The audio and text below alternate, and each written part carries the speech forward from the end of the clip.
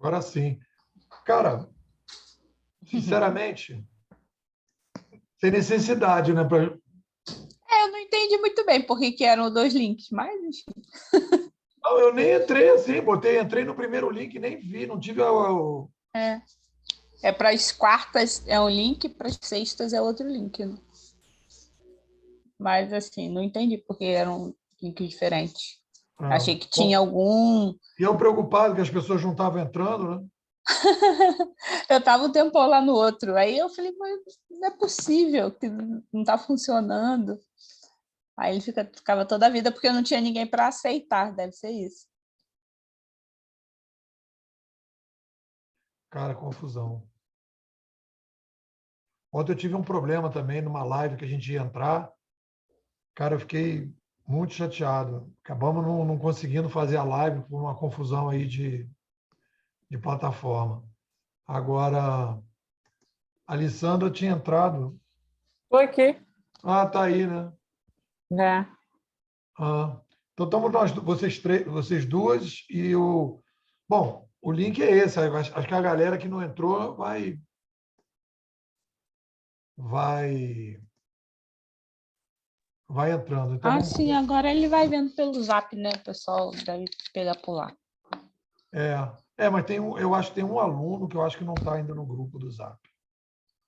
Não, acho que era o Luiz Paulo. Ele falou ali que vai entrar em Vai entrar, né? 5 minutos. É. Então tá bom. Então vamos aqui. Peraí. Vamos ver aqui, vamos ver aqui. Tá. Beleza. Então vamos começar aqui.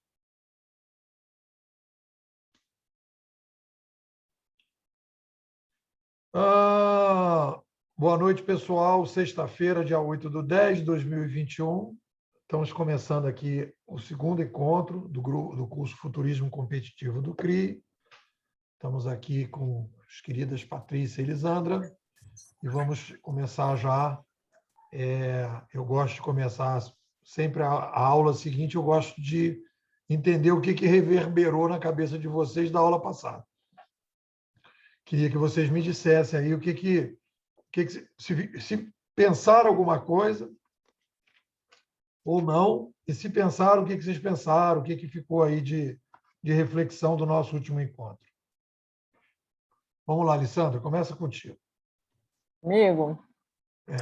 Então, uma coisa que eu fiquei refletindo sem argumentos, para ou de um lado ou do outro, é sobre aquela questão da realidade, né? Que o senhor trouxe de forma muito concreta, e aí tocando também em outros estudos que faço, né, do campo espiritual, e então refletindo aí como o tema realidade é um universo, né? Em cada campo que a gente, na própria psicologia, na filosofia, né, nas tradições místicas, e aqui o que a gente falou, que me pareceu bastante interessante, quando um argumento e uma forma de ver a realidade é bastante interessante para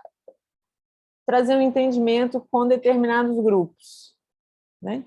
Então, é aquilo ali, a realidade é essa, a consequência, o do quando a consequência da realidade, né? Isso ficou me reverberando, e também o tema da animologia, que é uma coisa tão simples, tão óbvia, que é a nossa realidade, e a gente se esquece dela, né?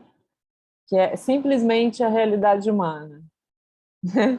E nos colocamos, né, os sapiens nos colocam no mundo como se não fossem animais, né? Assim, falando de uma forma bem genérica e assim, olhando o mundo, uma grande massa, né, de pessoas aí que vivem fora da realidade, que não pensam na consequência, né, da negação da realidade. Eu vou até pegar aqui uma frase. Deixa eu só vou comentar essa tua coisa aqui. Deixa eu pegar uma frase aqui. Né? Isso, enquanto você vai achando aí, eu vou só mais uma coisinha aqui Fala. com esse tema, como, por exemplo, os recursos naturais, né, que a humanidade usa para sobrevivência. Isso. A gente age como se a gente não fizesse parte da natureza, como se a gente não estivesse dentro desse ciclo, né? Como se E aí, a gente fosse uma coisa pensando à parte. no tempo, né? Assim, eu talvez não sinta tanta consequência disso, mas daqui 100 anos, ou menos, né? O efeito disso para o outro que eu não alcanço, né? Que são as crianças e as futuras gerações. Então, aí, Patrícia, terminei. Só um minuto. Espera aí, Patrícia, não fala não, que eu quero.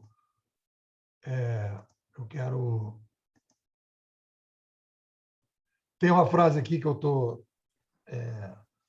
preparo as 10 frases inspiradoras para a semana, e a frase que eu achei aqui é a seguinte, ó: tudo que existe quando você nasceu é absolutamente normal, né? Então a gente invisibiliza a realidade. Então, eu também fiquei pensando sobre isso, Lisandra. Até fiquei hoje estava até estava antes da aula estava revisando um artigo e estou com vontade de escrever exatamente um artigo sobre o que é a realidade, como uma discussão, né? A partir da tua provocação. Oi, Luiz, boa noite.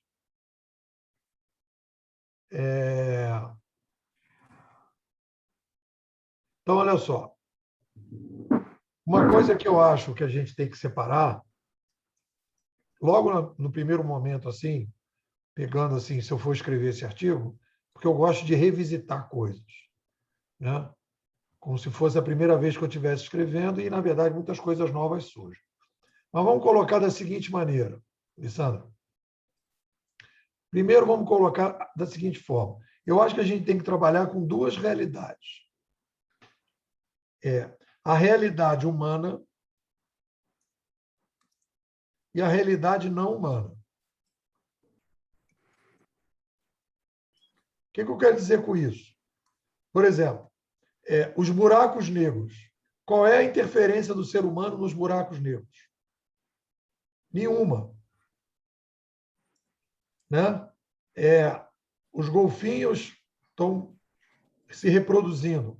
Tudo bem, você pode dizer, mas aí o mar esquentou, o mar esfriou, tem as redes de pesca, tem os plásticos, tudo bem, pode ter algum tipo de interferência.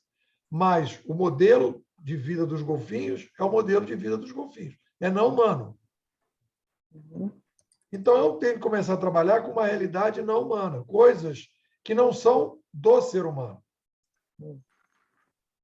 E até tem uma discussão, então essa é a discussão da realidade. Tem até uma discussão que eu acho interessante, que as pessoas possam assim, né, colocam assim, ciências humanas e as ciências exatas, biológicas e tal. Aí eu falo, gente, espera um minutinho. Toda ciência é humana.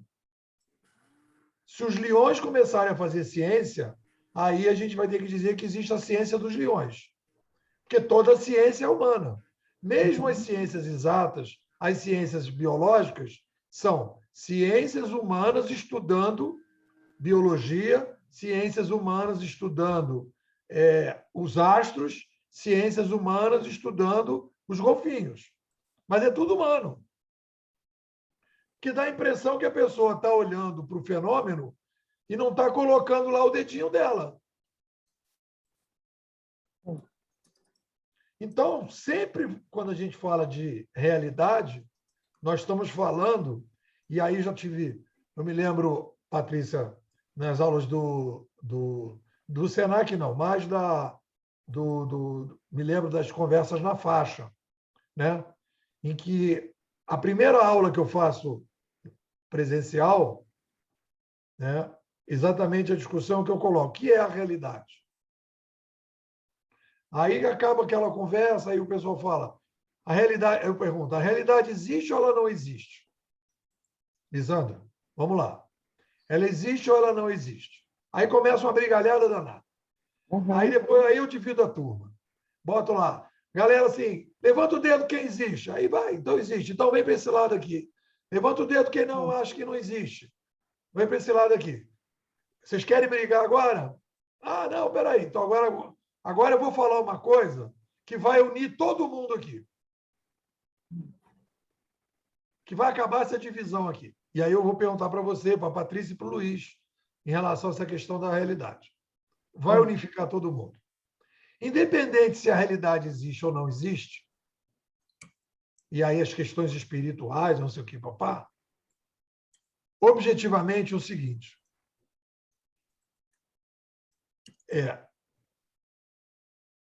o ser humano sempre terá uma visão sobre a realidade. Ele nunca vai conseguir chegar à realidade totalmente. O ser humano, vamos lá, a gente já imaginou que a Terra era plana e descobriu que era redonda, a gente imaginou que a Terra, o Sol girava em torno da Terra, e a gente descobriu que é a Terra que gira em torno do Sol. Então, se você chegasse lá no passado e dissesse, olha, a Terra é redonda, aí nego, quá, como é que vai ser redonda? Porque eu vou para o outro lado e vou cair. Então, não tem como ser redonda. É plana, porque senão todo mundo vai cair no céu. Aí as pessoas não entendiam o poder da gravidade que puxa as pessoas, né? Aquela coisa, né? Ou de baixo para cima, ou de cima para baixo, na discussão do Einstein, etc. Tal, né? Ou de cima para baixo, ou de baixo para cima, a gente está grudado aqui. Uhum. A gente não sai voando. Então, nós mudamos a maneira de ver. Então, o que acontece? Independente se a realidade existe ou não, o que a gente tem que sacar, e aí tem muito a ver com o Marcelo Gleiser, né? Que ele diz isso. Não existem teorias finais. Existem teorias melhores. Então, a primeira coisa importante, Lissandra, para te acalmar, um Rivotril na sua mente, né? É dizer o seguinte, a realidade é interpretada pelos sapiens. Sempre. Sempre, sempre, sempre. E aí eu diria que a gente pode dividir em duas. Quanto menos tiver influência do ser humano, quanto menos o estudo da realidade influenciar nas nossas vidas, mais fácil é o estudo. Quanto mais a realidade influenciar nas nossas vidas, mais complicado é, porque aí entra questões muito particulares das pessoas, porque aí entra a nossa sobrevivência. Por isso que economia é uma coisa muito mais polêmica do que o estudo dos planetas. Né? Sei lá, a administração é muito mais polêmica do que o estudo das borboletas. Porque as borboletas, se elas voam de um jeito, se elas voam de outro, não vai afetar nada na sua vida. Agora, a economia vai. Então, começa, eu quero isso, eu quero aquilo, etc, etc. Então, eu acho que essa regra é interessante. E aí eu pergunto para você, tem lógica o que eu estou falando? Totalmente. Na verdade, eu não sei se a palavra é concordo, mas esse é o meu entendimento. Então, o entendimento de que, seja lá qual realidade que estamos falando, ela depende do ponto de vista de quem vê. Não é bem isso que eu estou falando. Olha só, vamos lá. Vamos colocar o seguinte, isso aí entra uma discussão interessante, que é a discussão do relativismo. Então, o que acontece? A realidade é interpretativa. Até aí nós fomos. Agora, o que acontece é o seguinte, existem consequências no momento que você se relaciona com a realidade. Então, se você tem uma coisa muito distante e aquilo não afeta nada, é uma coisa que você pode viajar na maionese e dizer, os buracos negros puxam todas as energias para dentro deles e, a partir dali, Se alguma nave espacial chegar lá perto, vai entrar lá dentro e vai sumir. Ele diz isso, mas não vai uma nave espacial para lá, então não tem como comprovar. Uhum. Mas existe um determinado momento em que aquela hipótese vai ser testada. Uhum. No momento que ela vai ser testada, aí aquelas múltiplas visões sobre a realidade, elas vão ter algum tipo de feedback da própria realidade. Uhum. Então, por exemplo, se disser assim, olha, se você juntar nitro com glicerina e depois você colocar e sacudir aquilo e jogar não sei aonde, aquilo explode. Aí alguém pode chegar e dizer, não, eu tenho uma interpretação totalmente diferente da nitro e da glicerina. Eu vou juntar elas duas, vou jogar no meu pé e você vai ver que não vai explodir. Aí você vai, tá bom. Aí o cara vai, entendeu? Então, você pode ter uma interpretação que você quiser, mas isso vai ter uma consequência. Quando eu coloco, Lisandra, a diferença de arte para a ciência, e é muito importante isso, pelo seguinte, o artista, quando ele faz um quadro ou uma escultura, aquilo não tem consequência nenhuma do ponto de vista objetivo. Tem consequências subjetivas, mas não objetivas. Não vai, a não ser que ele faça uma bomba, um coquetel molotov, e diz que coquetel molotov é uma arte, e ele vai jogar em cima das pessoas. Aí isso não é arte, né? Mas eu estou colocando uma escultura, um quadro, uma música, né? Então, isso é a interpretação, é a subjetividade. Tem muita gente que mistura arte com ciência. Então, quando a gente está falando de arte, cada um pode ter o seu gosto. Fulano adora pagode, fulano agora gosta de funk, fulano gosta de música clássica. Ok. Cada um tem o seu gosto. Agora, quando a gente vai falar de ciência, depois eu vou falar do edifício do pensamento, a ciência com caixa alta, galera, ela foca em ajudar a gente a viver melhor. E, nesse momento, qualquer coisa que você pense vai descer uma escadinha e vai chegar num determinado momento que você vai bater em algum tipo de experiência com a realidade. E aquela experiência vai te mostrar se aquele teu pensamento é válido ou não é válido.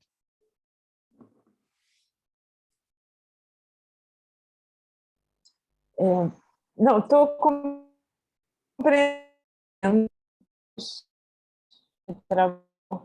Está picotando um pouco Me aí. travou? Fala. Voltou. Acho que é a minha internet. Tá. Melhorou. Aqui. Fala. Assim, estou compreendendo o seu raciocínio e de acordo. Então, não sei se eu estou ocupando o espaço das pessoas, mas uma outra reflexão. Uma outra reflexão. Então, quando se comprova, finalmente, né, nesse exemplo do buraco negro, que entra lá a nave e desaparece, comprovou uma hipótese, comprovou algo que é uma realidade, podemos chamar isso de verdade? Aí vem a nossa brincadeira. A gente vem falar o seguinte, aí, a partir daí, nós chegamos numa certeza provisória razoável.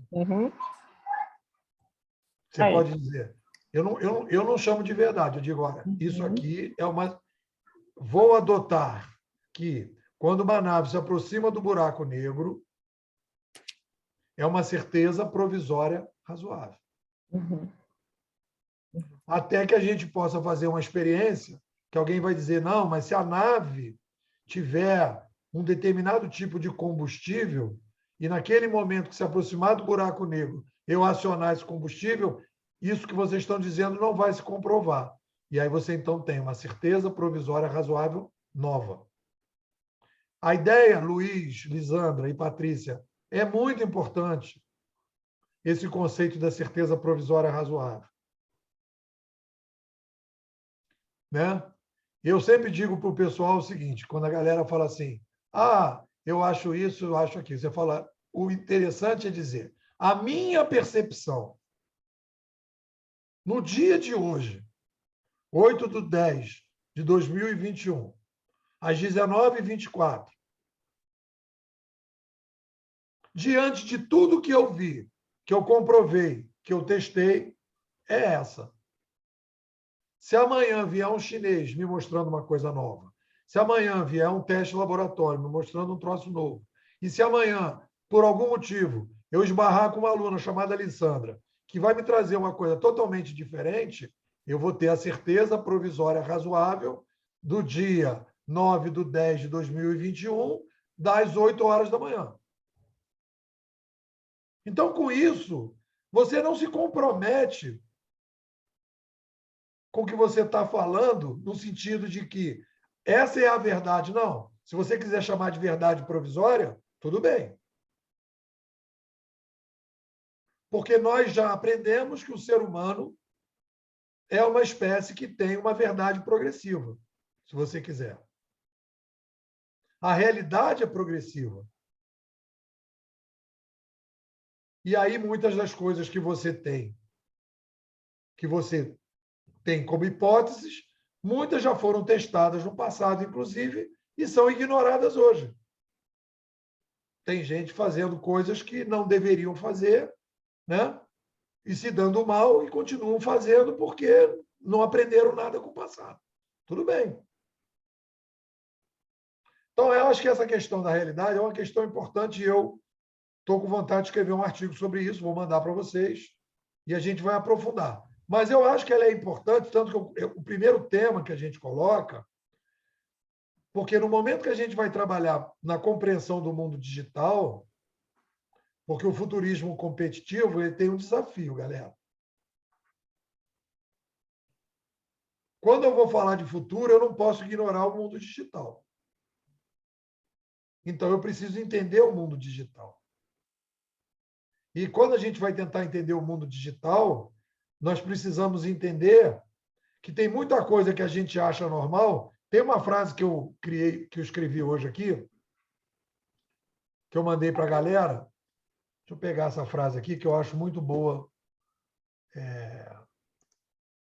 do artigo de hoje. Eu mandei aqui para o pessoal.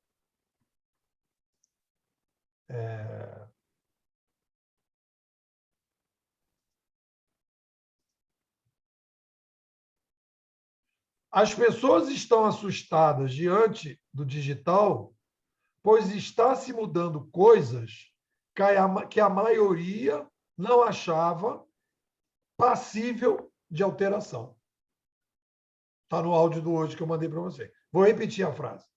As pessoas estão assustadas diante do digital, pois está se mudando coisas que a maioria não achava passíveis de alteração.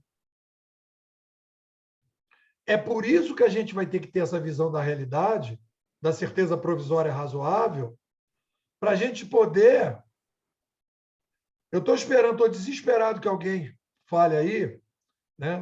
Estou desesperado que alguém fale que, pô, eu estou saindo da caixa, né? E aí o que eu quero falar para vocês é, a visão é o seguinte, não existe caixa. A certeza provisória razoável é, eu analiso a minha caixa, reflito sobre a minha caixa e aperfeiçoo a minha caixa. A caixa é a percepção.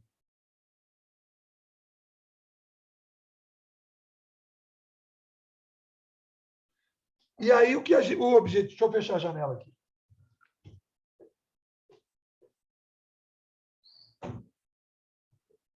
E o objetivo da ciência caixa alta é... E aí vem uma coisa interessante, Lisandro, Luiz e Patrícia, muito interessante. O papel da ciência, isso é uma visão ética da ciência, é a minha visão ética. E é importante, toda vez que a gente for se colocar, é sempre colocar, é a minha opinião, é a minha visão, é a minha percepção sobre esse assunto. E eu estou defendendo para vocês que eu considero um argumento razoável. Então, a minha visão ética da ciência é que a ciência nasceu para ajudar os sapiens a viver melhor. Então, ela tem a função de entregar para os sapiens essa vida melhor. Aí você vai dizer, mas peraí, Nepo, e os golfinhos? A gente não quer que eles vivam melhor? Com certeza, para os sapiens ter uma diversidade maior do planeta, na minha opinião, faz parte desse viver melhor. Então, construir uma melhoria para os sapiens é o objetivo da ciência, tanto do ponto de vista objetivo, permitir que a gente resolva os problemas de maneira melhor, quanto do ponto de vista subjetivo, das curiosidades. Eu quero entender melhor os planetas, eu quero entender melhor o fundo do mar, eu quero conhecer mais por que as borboletas voam daquele jeito. Aí entra toda a parte das curiosidades, né? Dos passatempos, das curiosidades que as pessoas fazem.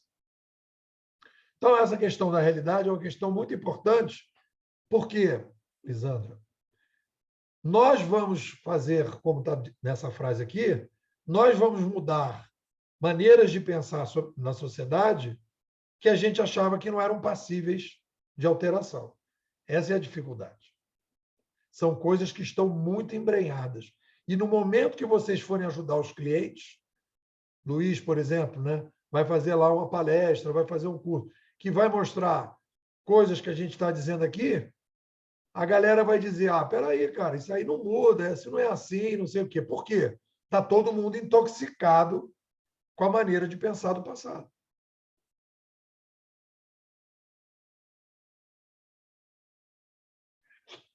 Bom, a outra coisa que a Lisandra colocou, que eu acho importante, que é a animalogia,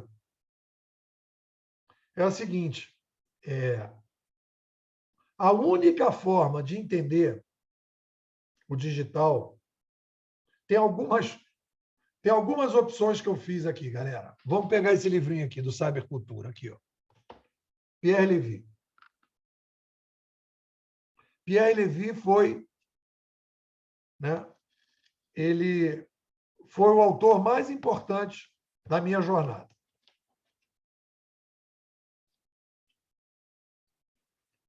Porque lá, quando eu descobri o Pierre Levy, o que o Pierre Levy... Eu já encontrei com ele pessoalmente e já troquei e-mail com ele. Quando ele esteve aqui no Brasil, eu tive com ele.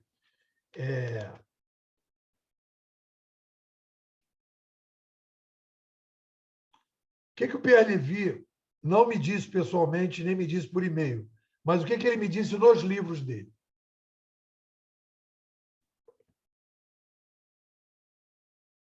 Ele chegou para mim e disse, abre aspas, galera, metáfora, tá? O que ele me disse através dos livros dele. Pierre Levy chegou para mim e falou, Nepô, olha só, vou te dar um toque. A única forma de entender o mundo digital, isso é o Pierre Levy, através do livro dele, falando comigo. Nepô, a única forma de entender o mundo digital é ir para a macrohistória. Anotem aí, galera. Patrícia, Lisandra e Luiz Paulo. Anotem. Não precisa anotar no papel, anota na cabeça se quiser. Pierre Levy. Nepô, a única forma de entender o futuro é ir para o passado. Tem, inclusive, aqui uma frase do Confúcio que fala exatamente isso. Se quiser entender o futuro, vá ao passado. E aí o Pierre Levy diz, olha, você vai ter que ir para a macrohistória.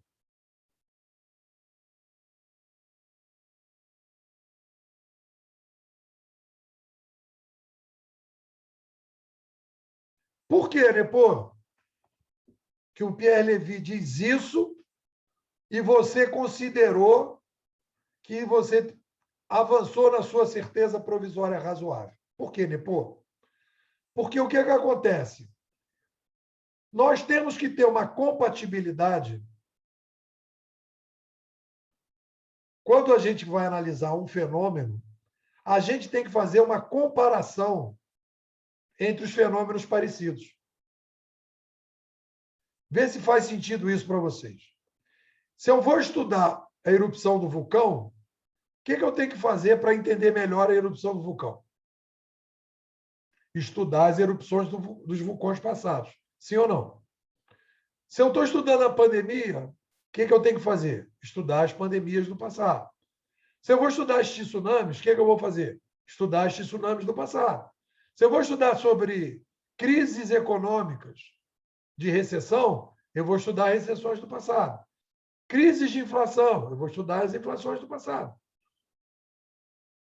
Isso é tão óbvio, mas parece que as pessoas não entendem isso.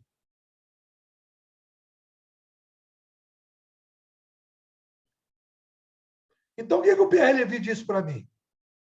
Nepô, presta atenção, sai de Matrix, acorda, meu filho. Toma a pílula vermelha. Vai estudar as revoluções cognitivas do passado. Vai estudar as revoluções midiáticas do passado, porque nós estamos vivendo uma revolução midiática.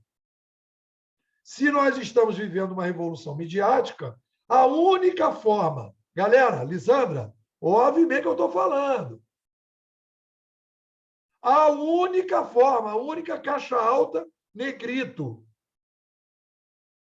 A única forma de entender o que nós estamos vivendo é a comparação histórica com os outros fenômenos parecidos. Faz sentido isso que eu estou falando? Sim ou não? Isso não é o Nepô, não. Isso aqui é Pierre Levy. Nepô não teve problema, ajoelhou e disse: Pierre Levy é o meu padrinho. Nepôzinho é padrinho, é afilhado do Pierre Levy. Olha o meu afilhado, olha o meu padrinho. Pierre Levy é o meu padrinho. Pierre Levy é o meu padrinho. Cara, qual o problema? Se o cara diz um troço que eu acho que faz todo sentido, ele passa a ser meu padrinho na hora. Eu tenho vários padrinhos aqui. Sou um carente de padrinho.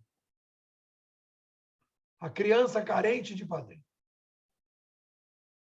Beleza, aí o Pierre Levy diz, só tem esse jeito aqui, é isso que eu estou propondo.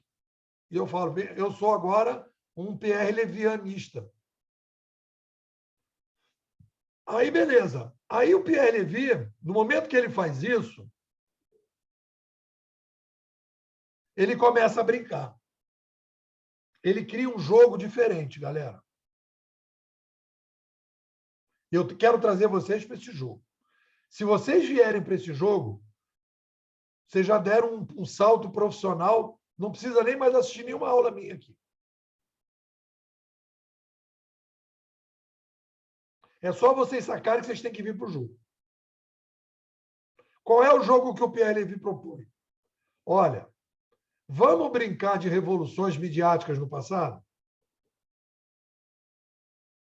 Vamos começar a ver como é que as coisas aconteceram no passado? E aí nós vamos lá.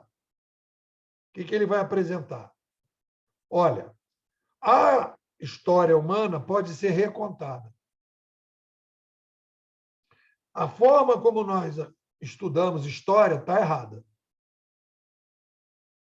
Joga no lixo. Certeza provisória razoável. Porque tem uma coisa, Lisandra, que é chato pra caramba, que é o seguinte. Quando você faz a certeza provisória razoável, você tem que jogar alguma coisa fora. E isso exige convicção e coragem. E a outra coisa, quando você cria uma certeza provisória razoável, você começa a bater de frente com determinadas certezas provisórias que você acha que não são tão razoáveis. E aí, então, você começa um processo de revisão. Então, quando o Pierre Levy criou, o que eu percebi quando ele me ganhou para a certeza provisória razoável dele? Ele falou o seguinte: joga no lixo a história. A história que a gente aprendeu na escola. Vamos contar a história toda de novo. Esquece tudo, começa de novo. Beleza, vamos recomeçar? Vamos. Então, como é que a gente vai olhar para a história? Nós vamos dividir a história da seguinte maneira. No começo de tudo, foram os gestos. Muda a Bíblia agora. No começo de tudo, não foi o verbo, foram os gestos. A gente gesticulava. Enquanto gesticulava, olha só, galera, atenção agora, hein? Enquanto a gente gesticulava,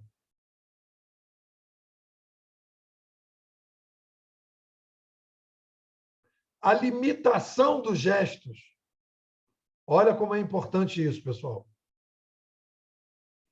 A limitação dos gestos criava um muro civilizacional intransponível.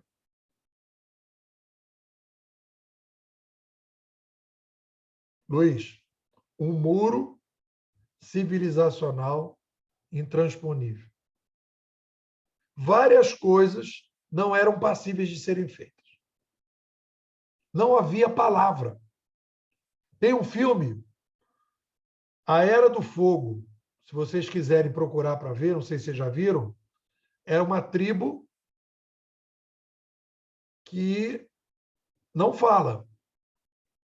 E eles carregam uma tocha, cai o raio, e eles pegam aquilo e ficam mantendo aquele foguinho ali para, de noite, poder ligar. Eles não sabiam fazer o fogo. Aí tem uma cena muito interessante no filme, que o cara está segurando aquilo, está atravessando o rio, ele cai. E aí apaga o fogo. E aí eles encontram uma mulher de uma outra tribo que sabe fazer o fogo.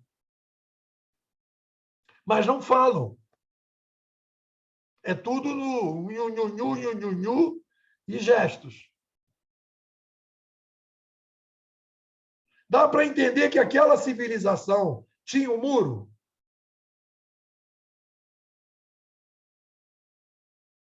E o muro era midiático? Dá para entender isso? Vamos lá. Pega o Harari.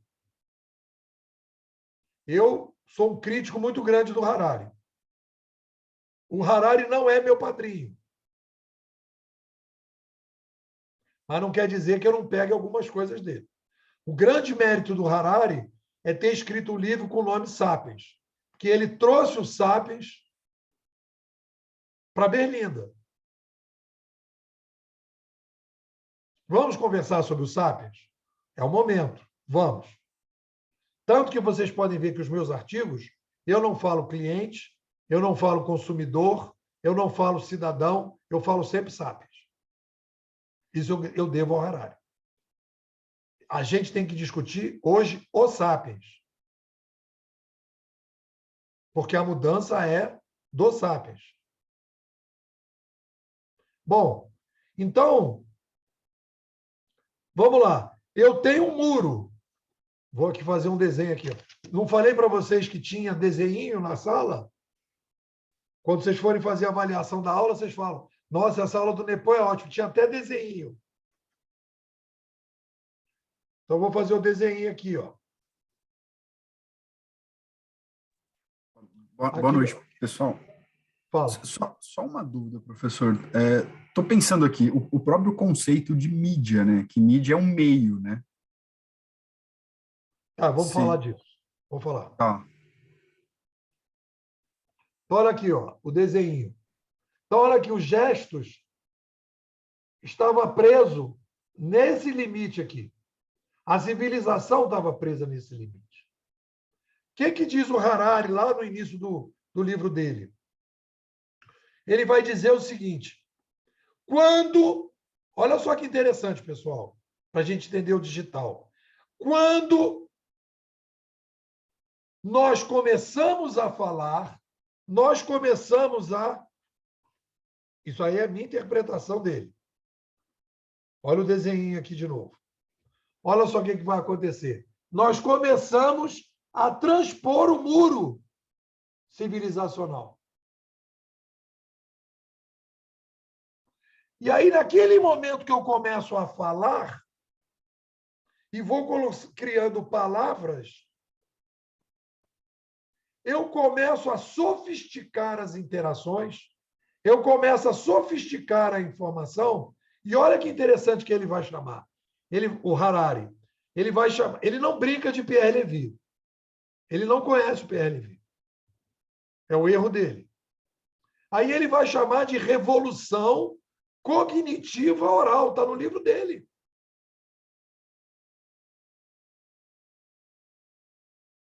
E olha só que interessante que ele vai dizer. Qual é o problema do Harari? Ele vê o fato, o fenômeno, mas ele não vê o padrão. O Pierre Levy vê o padrão. Então ele diz, quando nós começamos a falar, o que aconteceu? Nós criamos as aldeias. Por que a gente criou as aldeias, pessoal? Olha só que interessante para entender o que está acontecendo.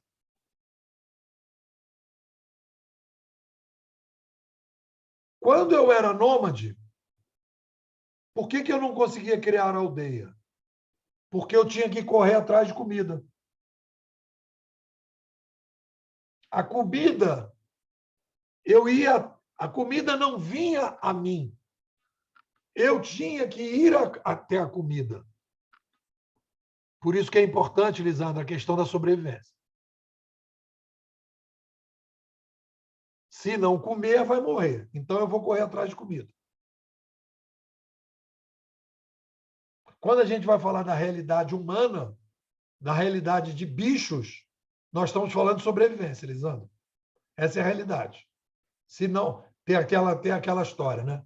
3 minutos sem ar, o cara morre, a maior parte das pessoas. 3 dias sem água, 30 dias sem comida.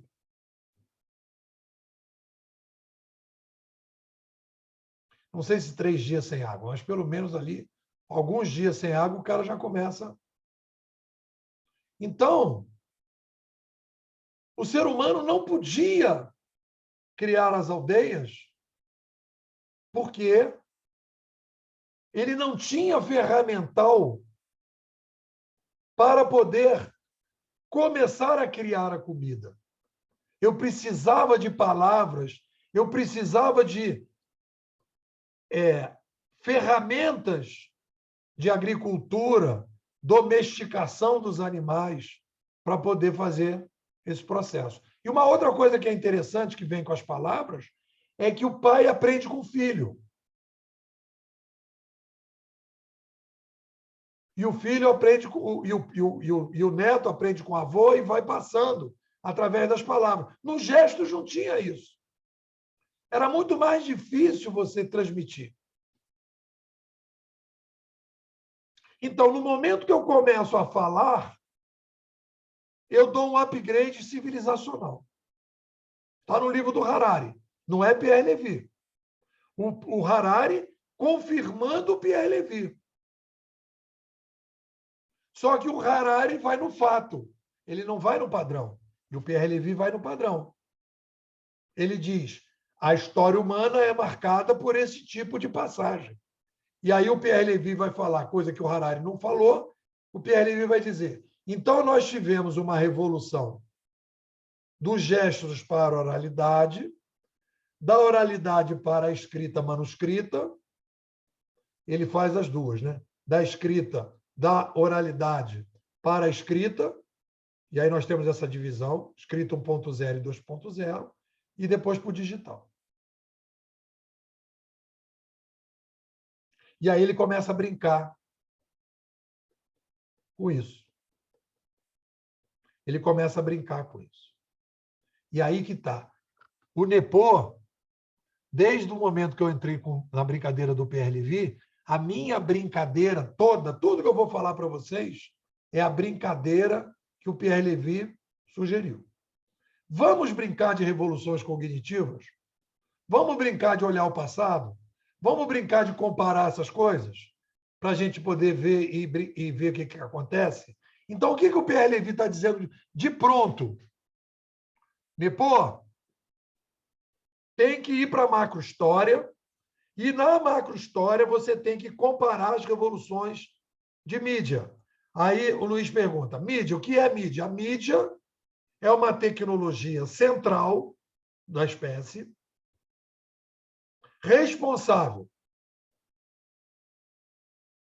pela comunicação, pela informação e mais, e pelas intermediações, os modelos de intermediação. Aí nós entramos na administração. Um gerente, por exemplo, de uma empresa tradicional, ele usa hoje, dentro do Netflix, por exemplo, a ferramenta que ele usa é o quê?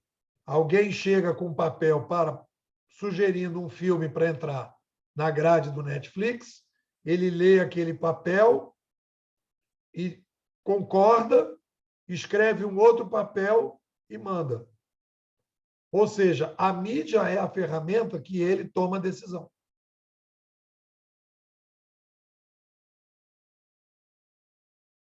Então, mídia é a tecnologia central. Quais são as tecnologias centrais? São duas, na minha opinião.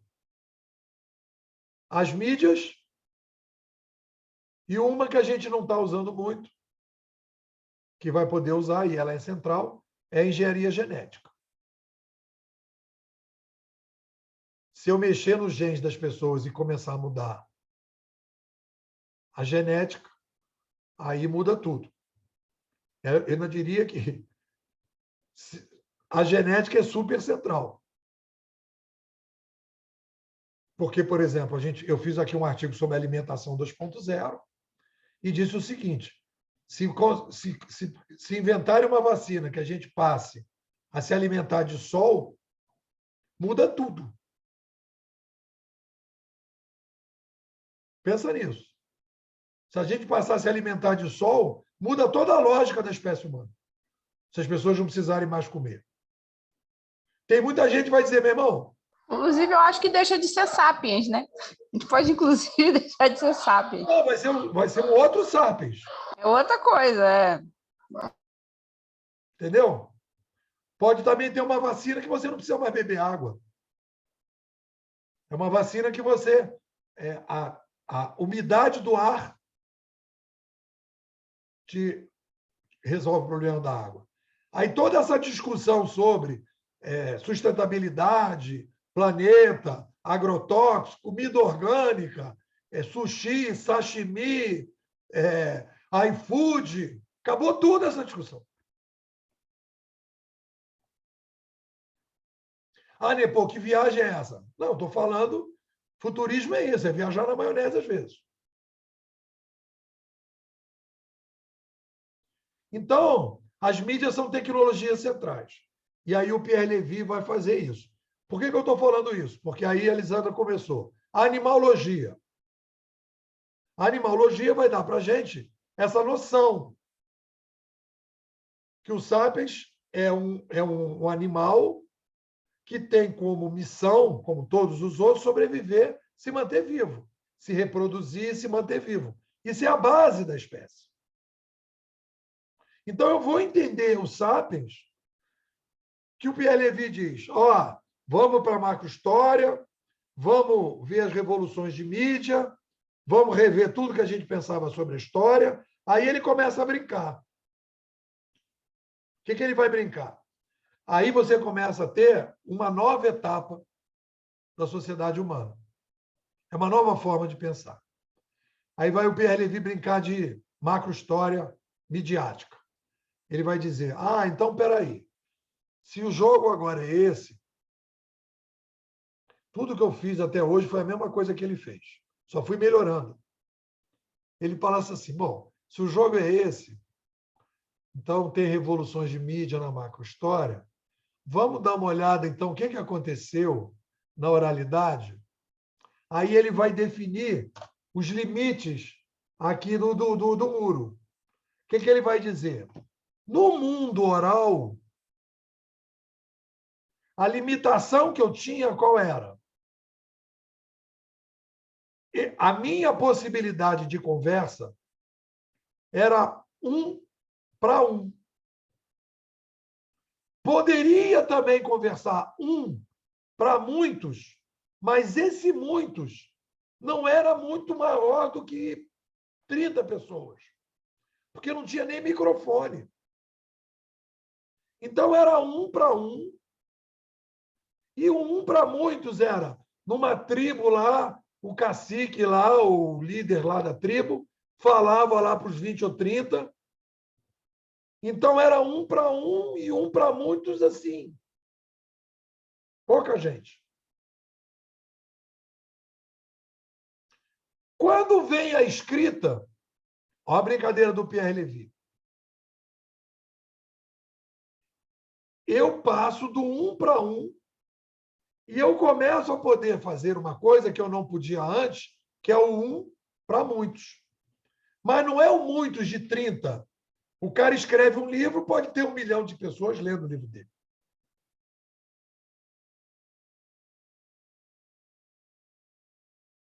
E aí aquilo ali quebrou de novo a barreira civilizacional.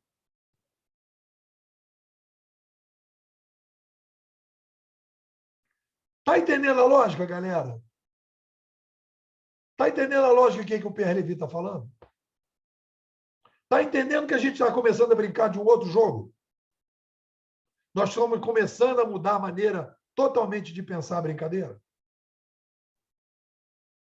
E aí ele vai dizer que, na chegada do digital, eu crio o muitos para muitos de massa.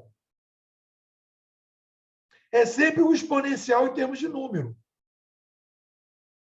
Porque, por exemplo, rádio e televisão é 1 para muitos também. Mas o muitos para muitos na internet, não existia essa possibilidade. Grupos de zap, por exemplo. É muitos para muitos, à distância. Você poderia fazer um muitos para muitos, todo mundo no mesmo lugar. Mas muitos para muitos à distância, fazer o que a gente está fazendo aqui agora, isso é digital.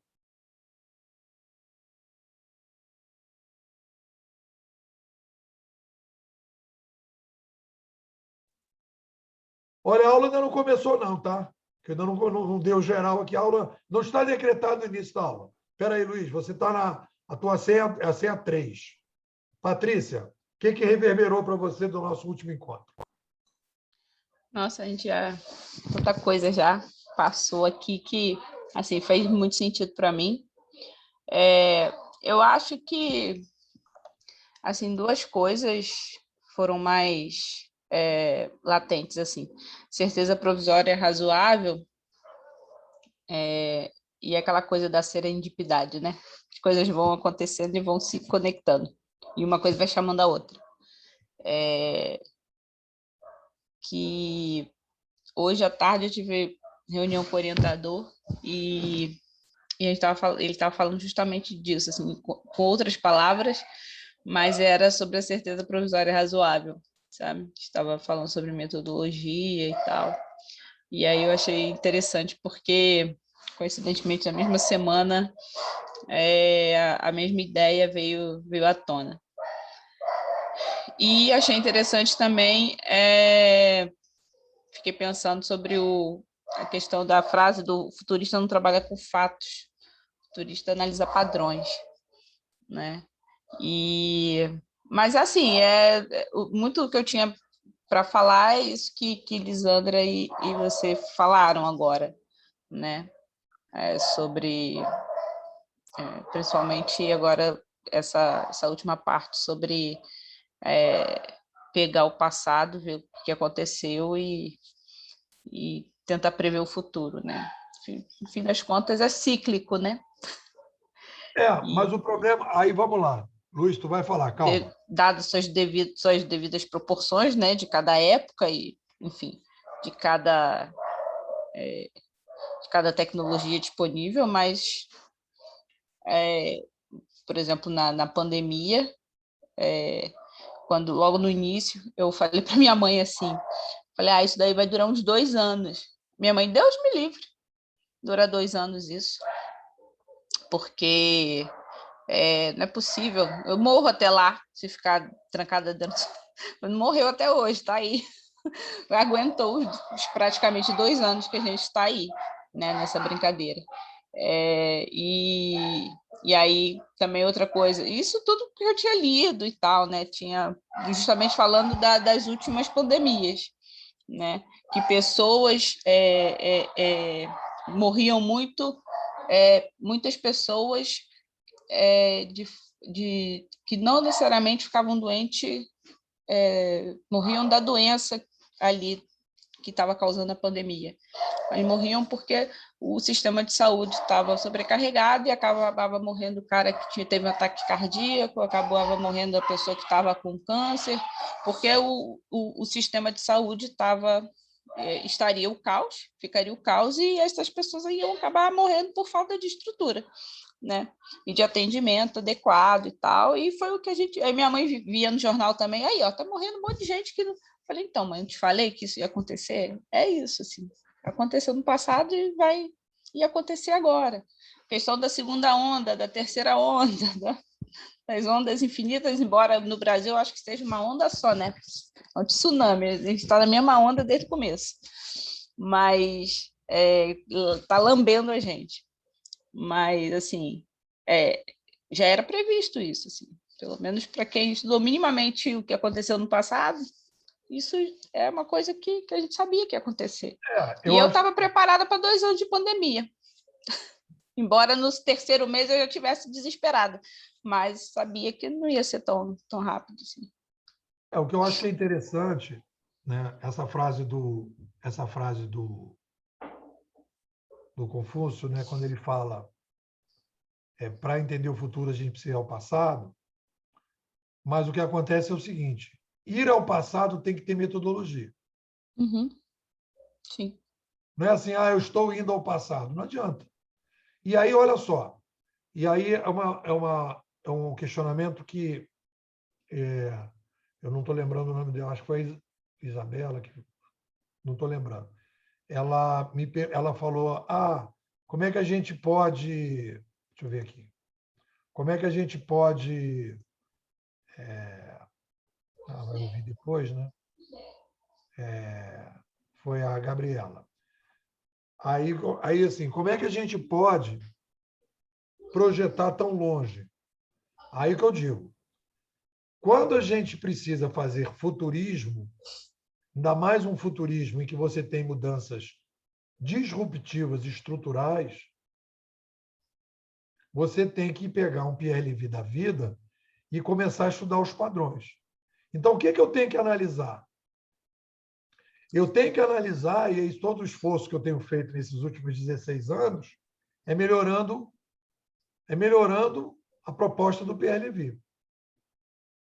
Quais são os padrões dessas revoluções de mídia? Quando eu vejo o padrão, eu projeto mais para frente. Foi o que a Patrícia falou naquela reunião lá que a gente teve, nossa aula lá no Senac. A Patrícia falou, aquilo que você falou do Uber, que você falou não sei do quê, o que eu falei? Eu falei que a tendência era promover, não me lembro qual era a palavra na época, a reintermediação, a descentralização. Então, eu estou vendo o padrão. E aí, com o padrão, eu consigo jogar mais para frente. Quando a pessoa começa a olhar o fato não ajuda a jogar mais para frente. Porque o fato, o que é? O fato, eu tenho que esperar acontecer para depois dizer o que aconteceu. O padrão eu antecipo. Se eu percebo, por exemplo, olha só, se você, sei lá, um padrão, quando começa a chover muito, granizo, determinado tipo de alimento cai de valor e tal alimento sobe de valor. Isso é um padrão. Então, no momento que começa a cair granizo, eu já começo a comprar aquele outro alimento que eu sei que vai subir o preço. Porque eu estou no padrão, eu não estou no fato. A partir de um fato, eu aplico o padrão, eu faço a fórmula. Se você não tem um padrão, você não tem, eu chamo de equação futurista. É por isso que tem que estudar os padrões. Então, qual é o estudo que o Nepô fez nesses 16 anos? A partir do Pierre Levy, eu estou estudando os padrões das revoluções de mídia.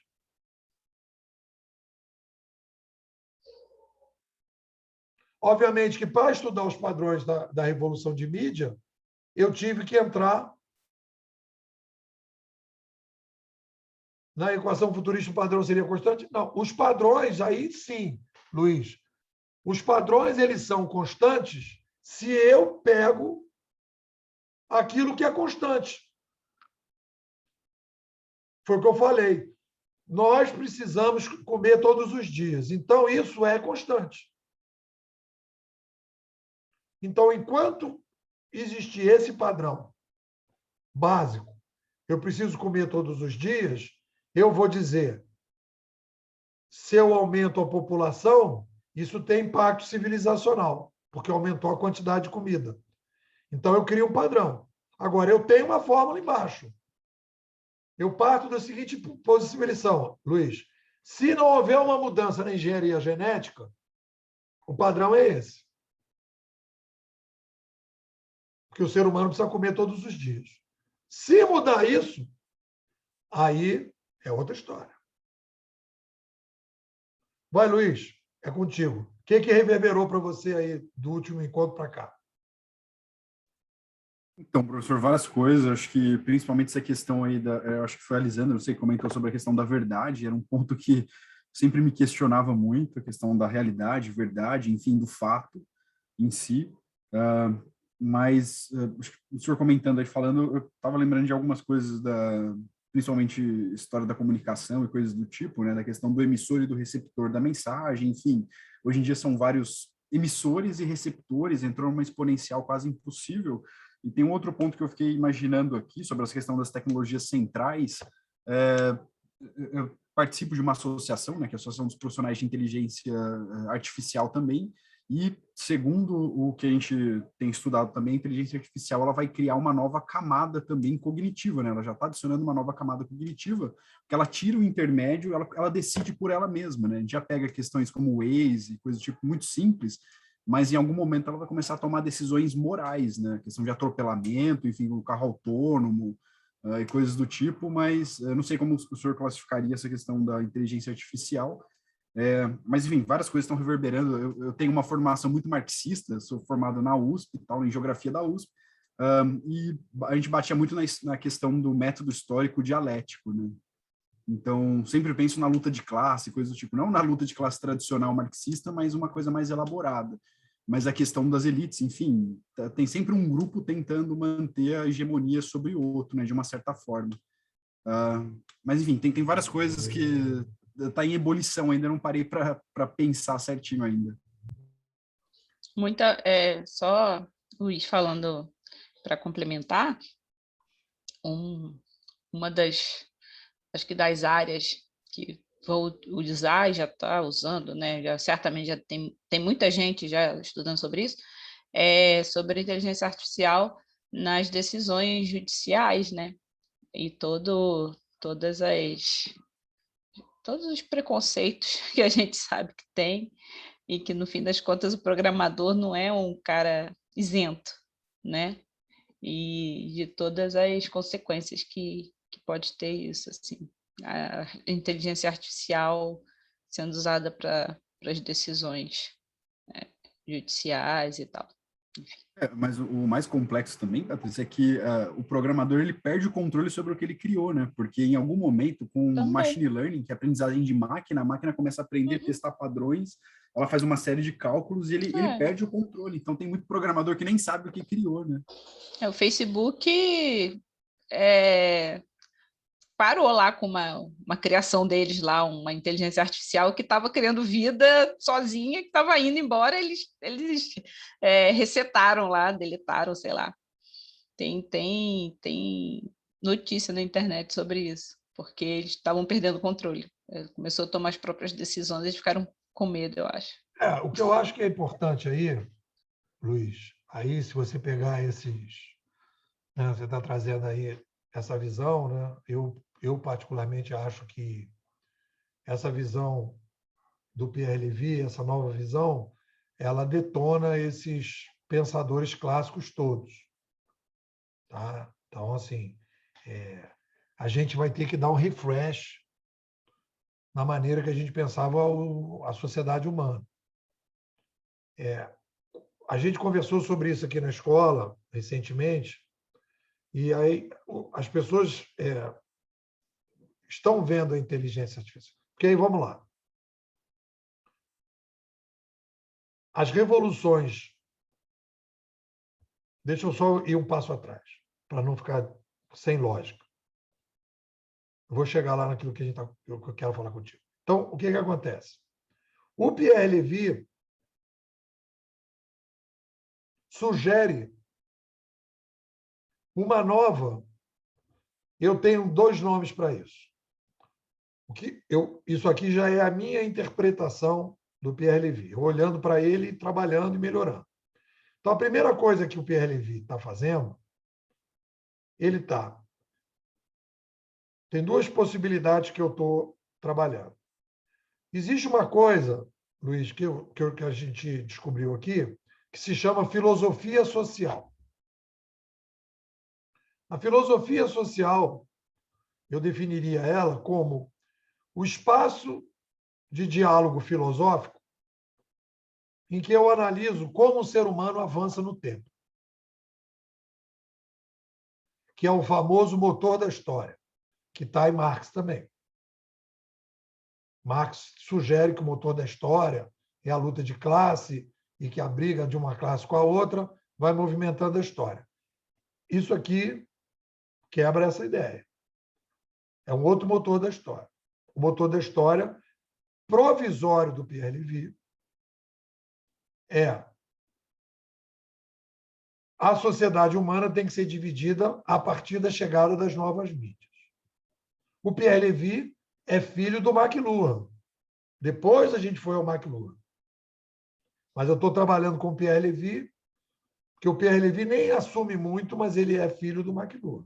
O padrinho do Pierre Levy é o McLuhan. Então, o Pierre Levy, com isso que ele está colocando, ele inicia uma conversa, Luiz, sobre filosofia social. A filosofia social é uma espécie assim de sala de reunião de todas as ciências sociais em que a gente conversa sobre a coisa inicial. Como é que o ser humano avança na história? Esse é o ponto de partida número 1. Aí, depois disso, eu posso discutir. Se o ser humano avança assim, a educação avança desse jeito, o direito avança desse jeito, a economia avança desse jeito. Aí eu consigo ir nos outros setores. A informação avança desse jeito. A psicologia avança desse jeito. A saúde avança desse jeito. Então, a filosofia social é o DNA da discussão sobre ciência social. Então, o que nós estamos percebendo no aprofundamento aqui do Pierre Levy existe uma necessidade de uma disrupção das ciências sociais todas. Está aqui no nosso querido... Cadê ele? Cadê você? Cadê você? Thomas Kuhn, cadê o senhor? Cadê o senhor? O senhor está perdido aí? Está ele aqui. Thomas Kuhn. O que diz o Thomas Kuhn? A ciência avança na base do vai e volta. A ciência avança não é contínua, é quebra. Então, ele vai dizer, em alguns momentos, A ciência não consegue... Olha aí, interessante. Isso tem a ver com a Gabriela. A ciência, ela tem um problema quando ela não consegue prognosticar que vai acontecer um troço e não consegue diagnosticar o que está acontecendo. O o Thomas Kuhn diz, é uma anomalia.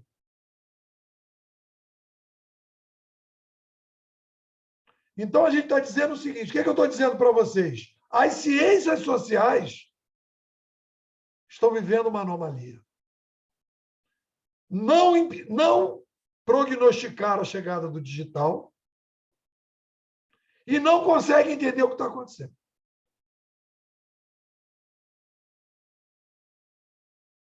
Porque não estão partindo do Pierre Levy.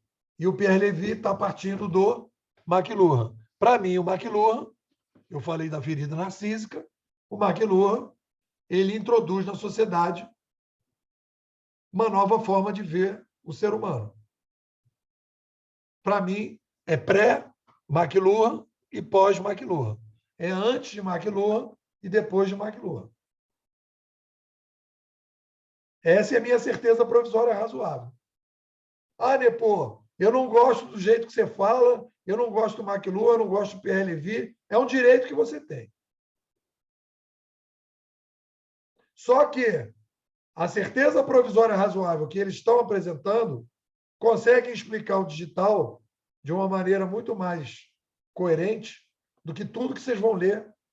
Pode pegar todos os autores, nada vai chegar tão bem como isso aqui. Eu estou estudando isso há 16 anos. E eu leio tudo e trago tudo. Tem isso também. Eu não tenho preconceito contra ninguém. Vem para mim, eu vou botando no liquidificador. E vou fazendo milkshake. Então, galera, o Pierre Levy introduz essa questão. Temos que ir para a macro-história, temos que não sei o quê. Então, quando a gente começou a pensar sobre isso, o que o Pierre Levy está propondo? Como é que a coisa vai?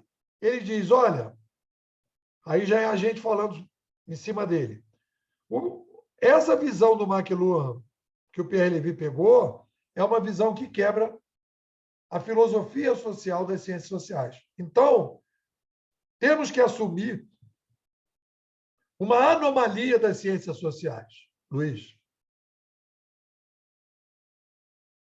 Aí você vai dizer, baseado em quê, Nepô? Baseado nos prognósticos e nos diagnósticos. Me pega aí um cientista social, a seu critério, que esteja explicando bem o mundo digital, que esteja explicando, prognosticando bem. Porque o cara pode falar o que ele quiser, mas está prognosticando. E as coisas que ele disse lá no dia, lá, na aula da Patrícia, que já vai fazer quanto tempo aquilo, Patrícia? Acho que foi 2013, 8 anos. 8 anos. Naquele momento eu disse coisas que estão acontecendo agora. Então, estão se validando. Então, e aí vai um pouco naquilo que a gente está conversando, Lisandro. A realidade está mostrando que as hipóteses estão mais perto dela. Não quer dizer que estão vendo, mas estão mais perto. Então,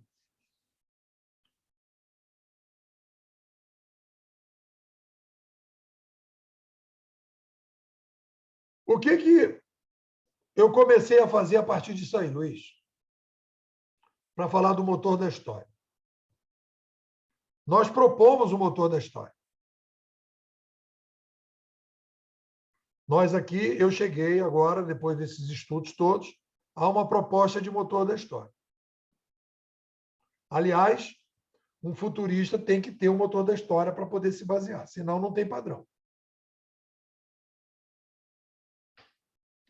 Então, como eu fui afiliado do PLV, eu me perguntei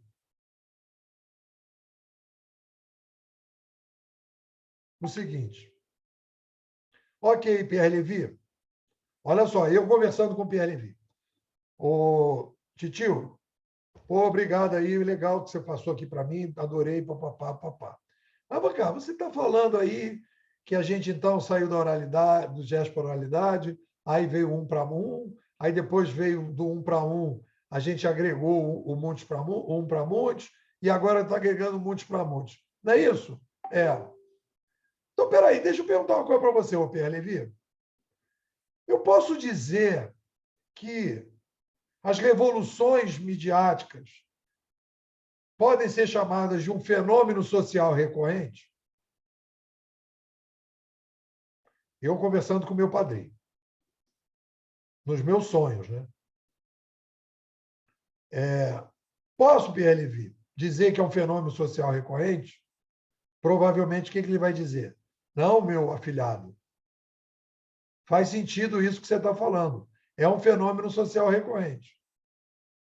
Ah, então é um fenômeno social recorrente? Ocorre sempre com regularidade, pelo menos na macro-história? Demora milênios, séculos, mas ocorre de novo? Ocorre. E aí a pergunta: se ocorre de novo, qual é a causa? Vocês acham que eu sou muito abusado de perguntar qual é a causa? Ou faz sentido? Se tem um troço que acontece sempre, de vez em quando acontece, não seria interessante perguntar qual é a causa? Sim, a pergunta faz sentido. Faz sentido, Luiz? Faz sentido, professor, mas eu estou pensando pegar um exemplo aqui da Revolução Francesa.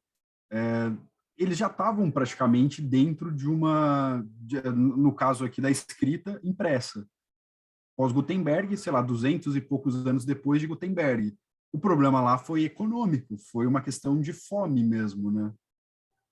Ali foram mais ou menos uns 350 anos depois de Gutenberg. A Revolução Francesa, como a Revolução Americana, como a Revolução Inglesa, antes, todas elas foram, na minha visão, dentro da análise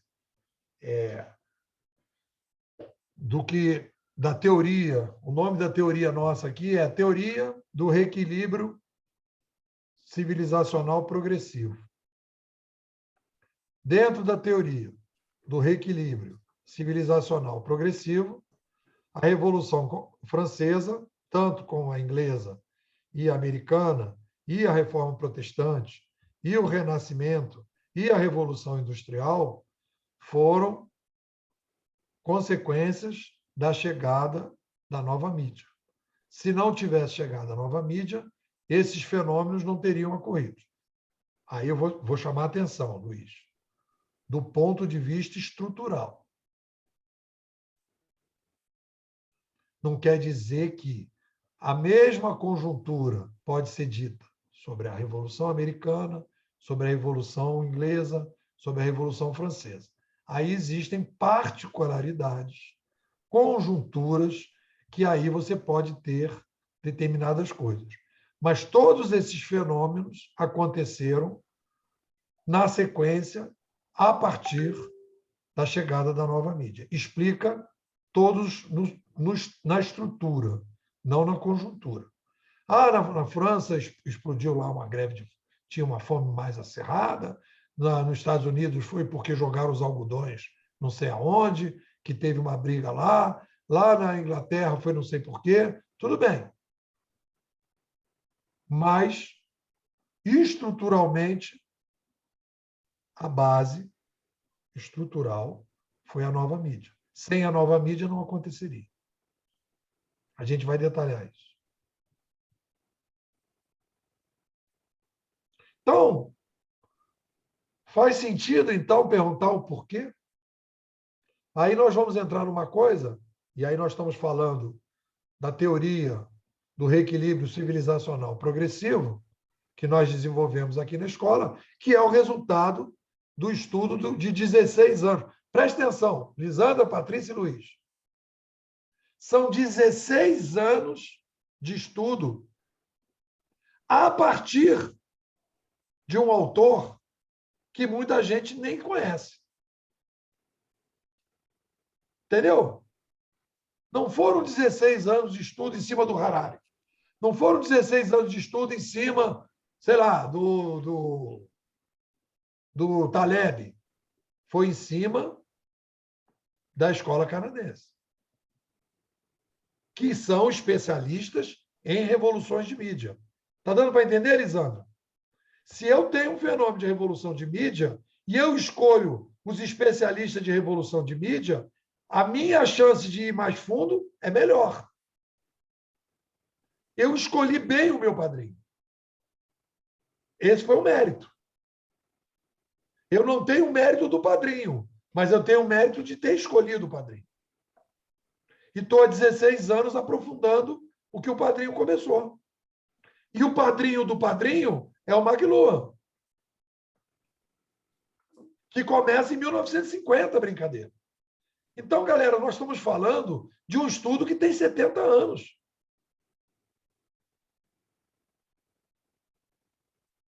Nós não estamos falando de um troço que o cara chegou agora e escreveu um livrinho sobre o digital. Nós estamos falando de uma escola de pensamento que tem 70 anos.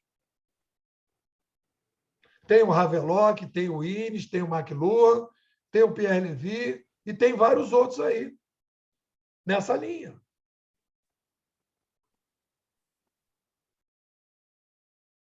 É por isso que eu vou apresentar para vocês uma coisa tão diferente, tão, na minha opinião, evidente, que as pessoas ficam até com raiva de não ter chegado à conclusão sozinha. Mas eu demorei 16 anos para chegar a essas obviedades. São obviedades. Mas quem me ajudou e começou foi meu padrinho. É por isso que eu acho que quando a gente compara o que a gente está fazendo aqui na Bimodade com o que o resto do pessoal está fazendo, que você vai pegar toda essa literatura sobre o digital, 95% da literatura do digital tu vai acabar no lixo em poucos anos. Porque são percepções e fatos. As pessoas não estão indo para os padrões. O padrão dura mais. Mesmo que os padrões que nós estamos descobrindo tenham que ser ajustados mais na frente, as pessoas vão pegar os padrões e vão melhorar os padrões, não os fatos. Os fatos não têm importância. Ah, agora saiu o 5G, agora fizeram uma inteligência artificial. Isso é fato. Qual é o padrão? E o padrão que a gente está estudando é um padrão macro-histórico que a gente já está projetando o século. Não estamos projetando décadas.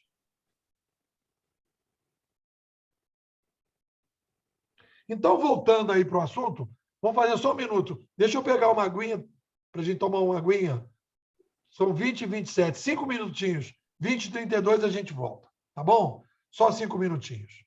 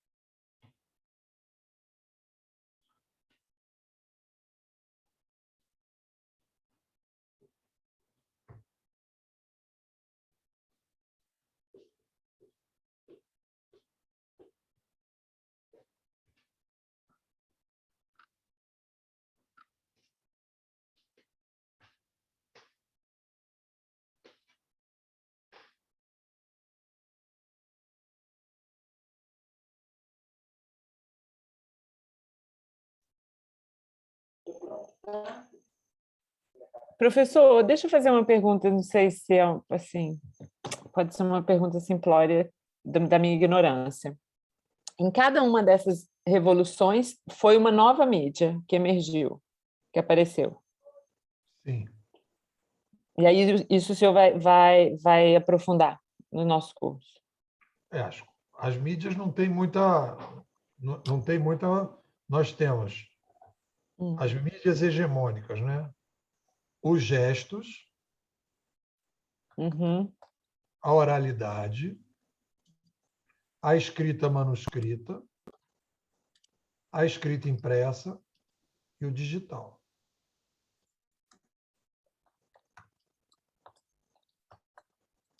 Tá, Toda vez entendi. que uma mídia dessa surgiu, nós iniciamos uma nova era civilizacional. Essa é a lógica. Tá. Então, nós estamos iniciando uma nova era civilizacional. Uhum. Ah, o Nepo está Não, falando tá. isso? Não, quem está falando isso é o Pierre Levy e eu concordo com ele. Porque as mudanças são tão grandes e tão profundas e as pessoas não entendiam que ali começou. Quer ver uma coisa interessante, Lisandro e Luiz? Eu vou aqui ler para vocês.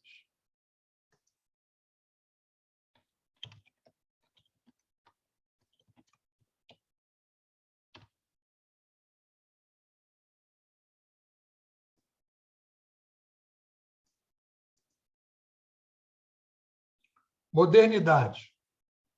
Estou aqui na...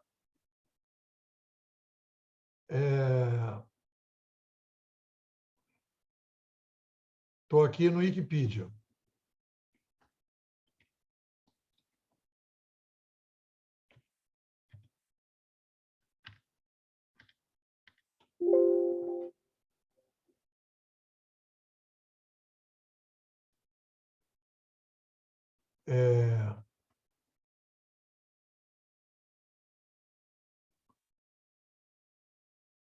Não, não está aqui na... Deixa eu botar a pergunta aqui. Quando começa a modernidade?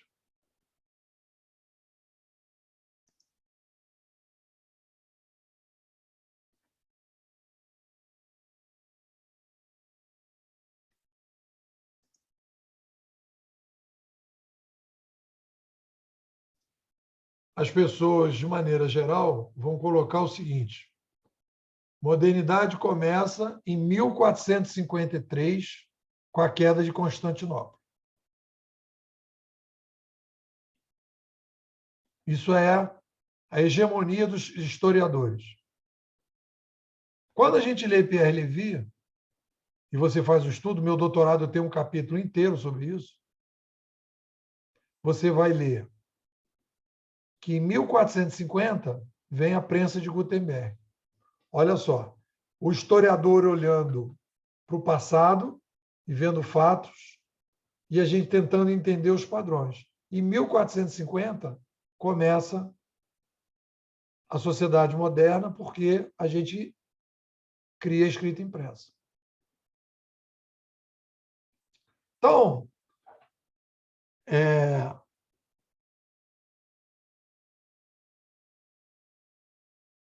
qual é a causa da brincadeira? Aí eu falo com o Pierre Levy. Pierre Levy, então, é um fenômeno social recorrente? Ele fala, faz sentido você dizer isso. Aí eu falo, vem cá, deixa eu perguntar outra parada, então. Se é um fenômeno social recorrente, tem algum motivo. Faz sentido, Lisandro? Se acontece sempre, por que acontece sempre? Tem que ter um motivo. Aí nós vamos começar a entrar na teoria, que eu estou chamando teoria do reequilíbrio civilizacional progressivo. São 16 anos trabalhando para chegar nessa teoria. Então, vem cá. Por que será que a gente faz revoluções de mídia? Aí tem um livrinho aqui, que é muito bom também, que é esse aqui, ó, Colapso. Esse livro aqui, do Jerry Diamond, ele vai fazer uma análise por que que as civilizações do passado entraram em colapso.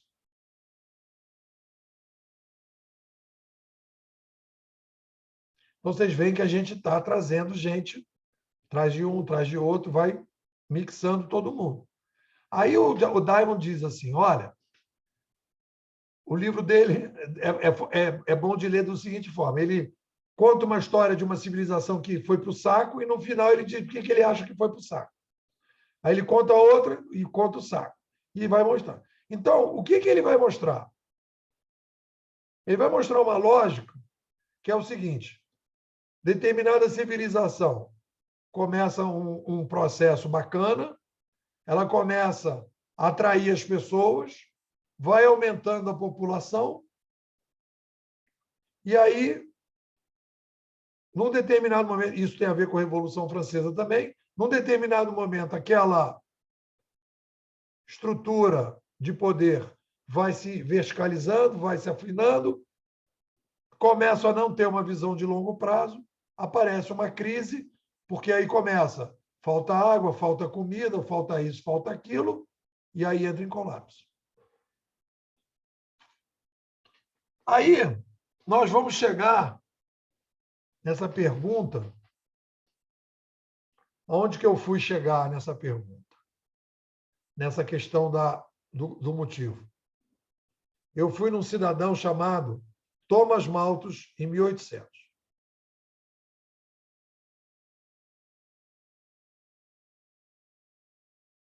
O Malthus, Luiz, quando eu falo de Malthus no ambiente mais marxista, nem quer me bater. Malthus tem... De certa forma, a questão do limite, né, da demografia, da capacidade de alimentação. Então, as pessoas não gostam do Malthus, mas o que eu digo, não pode ter preconceito, nem chamar ninguém de malthusiano porque fala do Malthus, um pedaço do Malthus. Eu não posso... Se eu pego um pedaço do Harari, eu não posso ser chamado de harariano. Eu posso ser chamado de leviano, porque eu sou afilhado do Pierre Levy. Né? Leviano no sentido... Leviano com Y.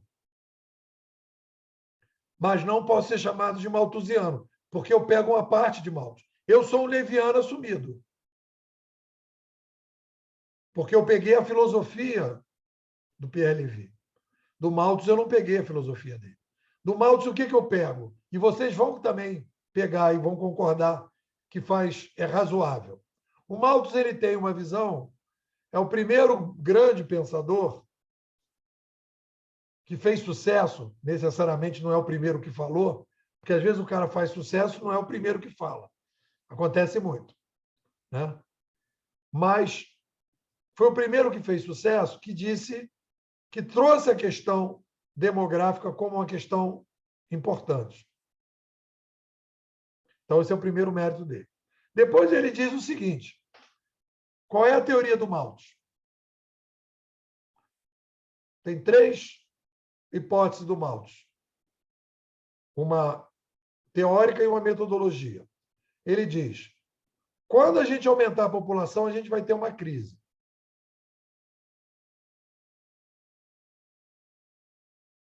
Essa crise é insolúvel. E a única forma de resolver essa crise é ou impedindo das pessoas nascerem, ou deixa a galera morrer aí, porque não vai dar para resolver o problema.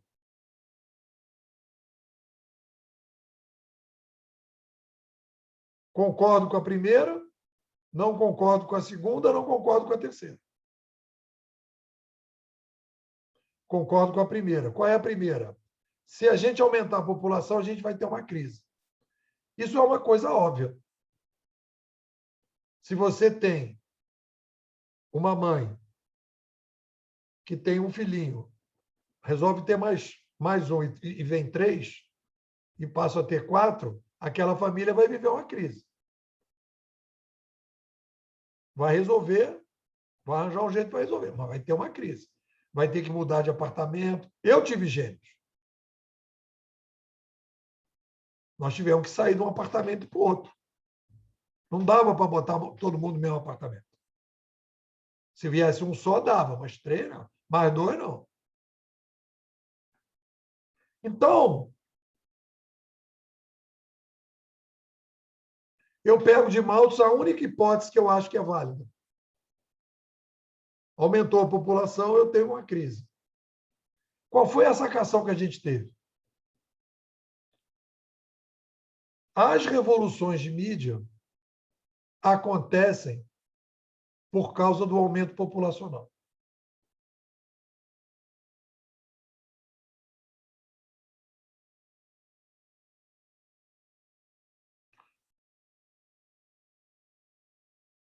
Como é que você explica isso, Nepô? Explica da seguinte maneira, e aí a gente vai questionar o Malthus. Vai mudar o modelo do Malthus. Vai dizer o seguinte, o ser humano aumenta a população, tem uma crise. O que o Malthus diz? Essa crise é insolúvel. Aí o que a gente vai ver no passado? Não, não é insolúvel. A gente continua aumentando a população e a gente continua tendo mais gente vivendo, querendo ou não estar vivendo. Então, o problema não é insolúvel, é solúvel. Como é que a gente resolve? Reinventando a sociedade.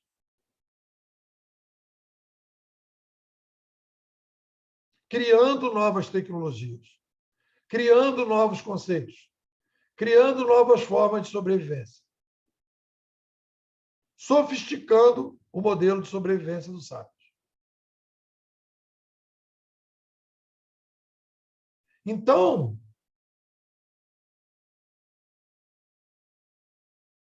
o que a gente foi chegando à conclusão?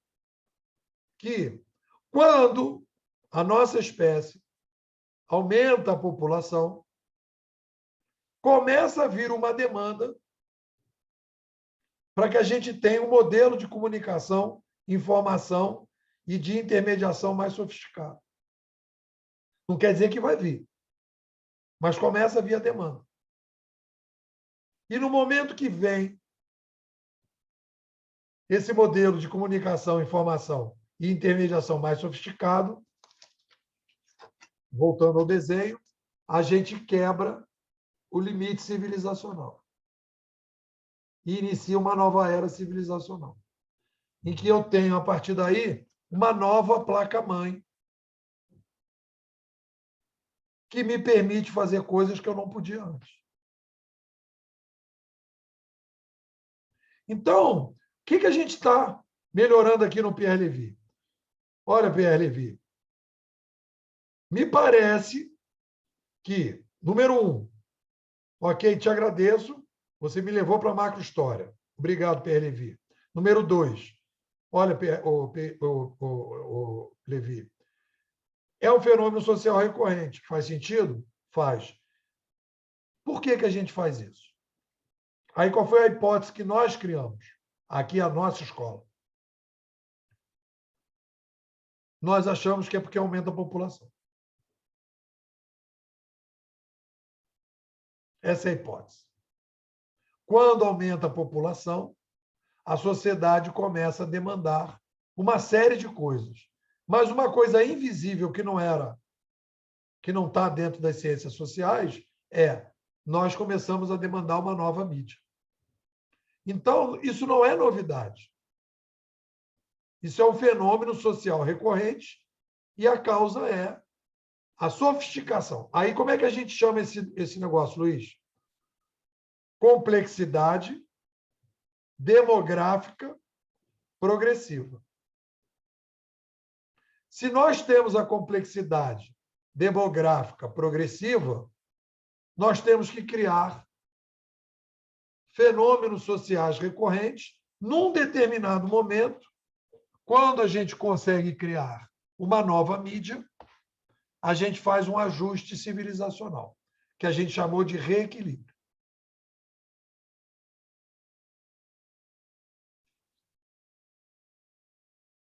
Vou passar um pouco a bola para vocês para a gente depois fechar.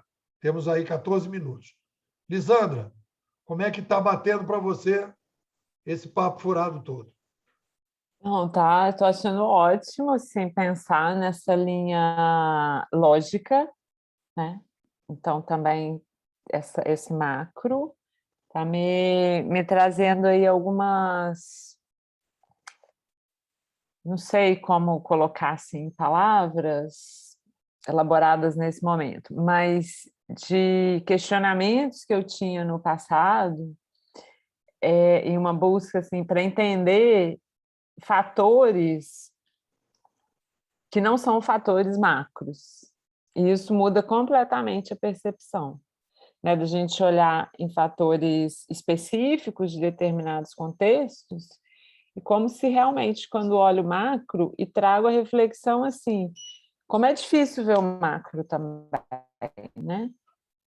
Porque para ver o macro é preciso expandir muito e ter várias informações, que às vezes a gente não acessa, né?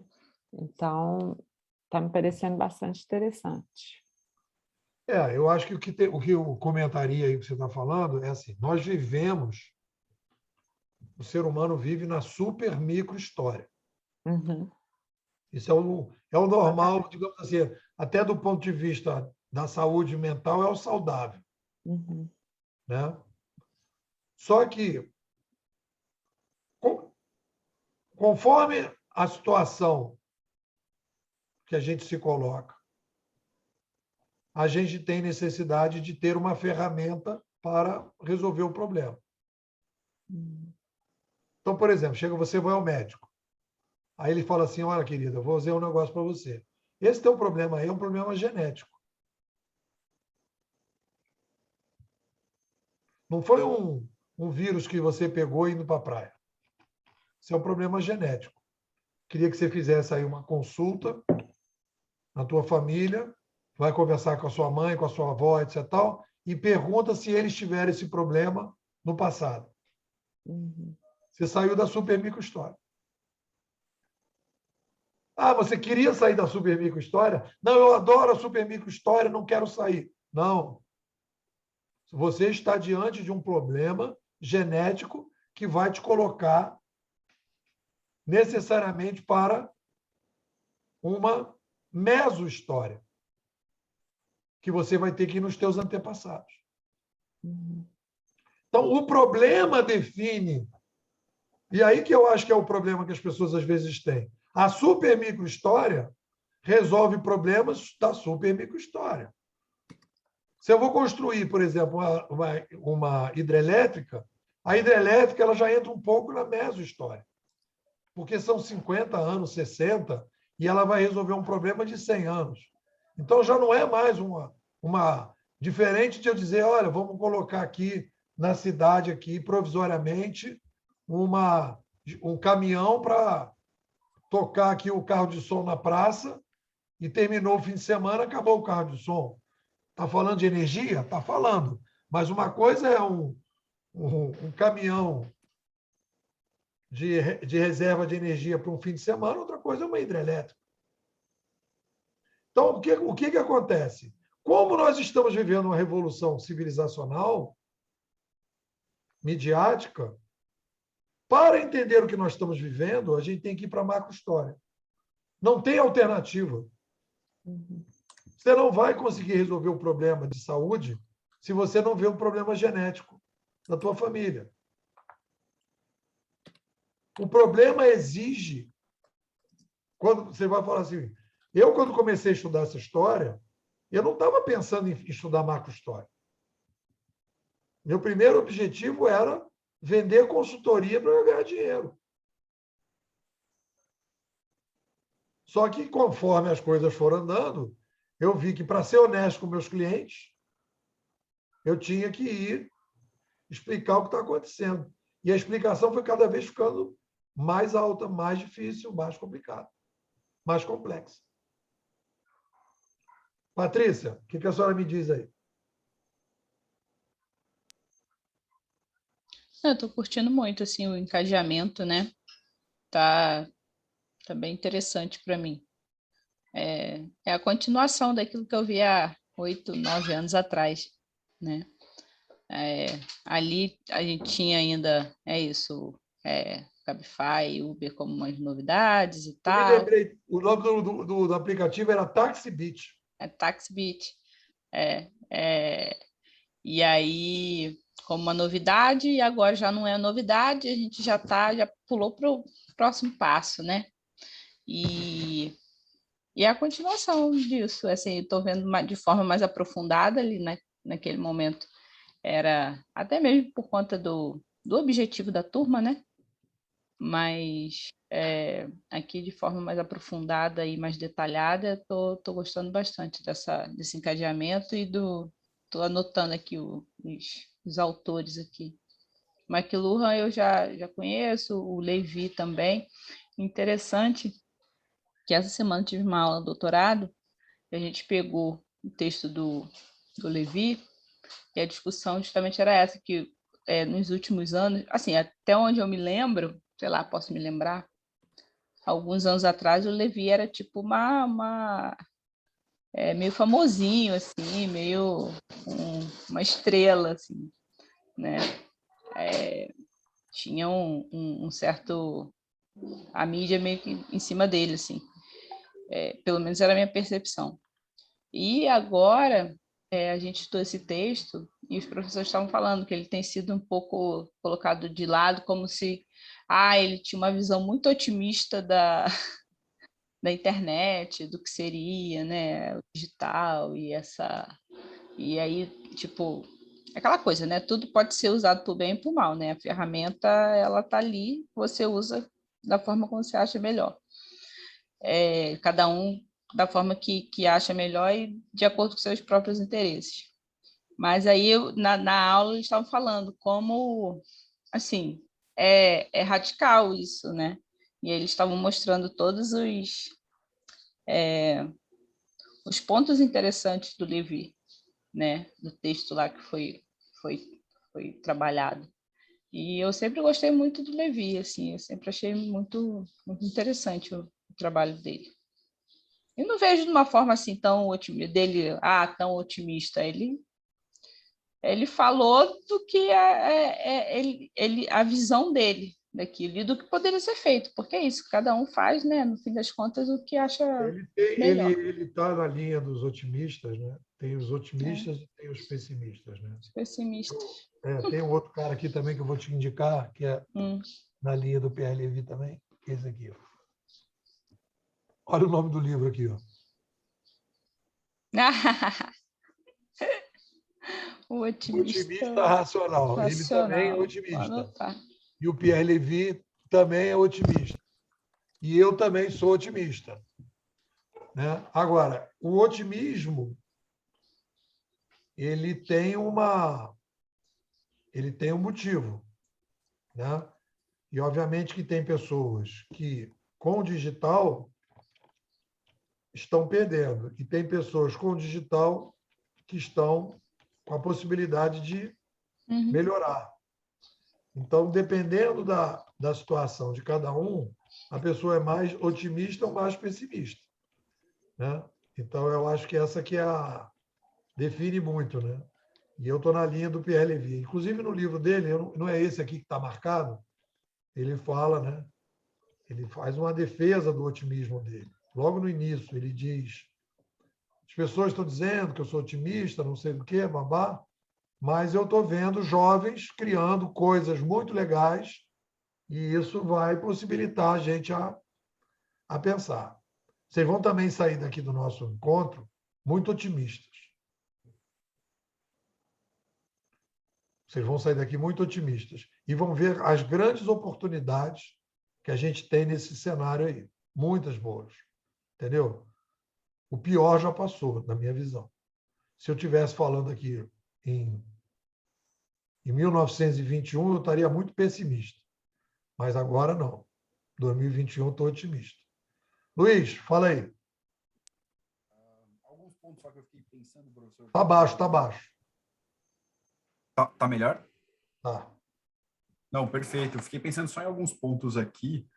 Estava lembrando muito da questão de alguns teóricos também, que eles falam muito sobre a questão da ciência, né? Que, na verdade, o motor da história também é a técnica. A gente pegar a questão da queda de Constantinopla foi justamente porque a Idade Média tinha a questão dos muros e tal, e com o desenvolvimento, enfim, da pólvora e do canhão, tipo, você conseguiu subductar aquela civilização e você muda o eixo praticamente geopolítico para a Europa Central, né? Então, depois Europa Central, para a Inglaterra, enfim. Mas, não, eu estava talvez só pensando um pouco sobre isso. Mas a ciência também ela é feita através da comunicação, da mídia, né? Você precisa criar coisas e você vai criando certezas instáveis ali, são certezas provisórias, até que você chegue a um novo consenso ali, científico. E um outro ponto que eu estava lembrando muito era a questão do... Eu não lembro quem diz isso, mas que o pessimista, na verdade, ele é um otimista racional, né? Mas, não sei, eu penso muito sobre a questão geopolítica também, né? Sobre isso. A gente pega a China hoje. A China, para controlar, para o Partido Comunista manter o poder, ele controla a comunicação, ele controla a mídia. Não é à toa que a China proíbe o Instagram, o Facebook, enfim. Lá, né, ela tem um controle muito rígido sobre a questão da tecnologia. Da mídia em geral, né? As ditaduras em geral elas precisam controlar, elas precisam ter hegemonia da verdade, né? Entre parênteses. Mas enfim, são alguns pontos que eu estava lembrando agora. Eu acho o seguinte, eu acho que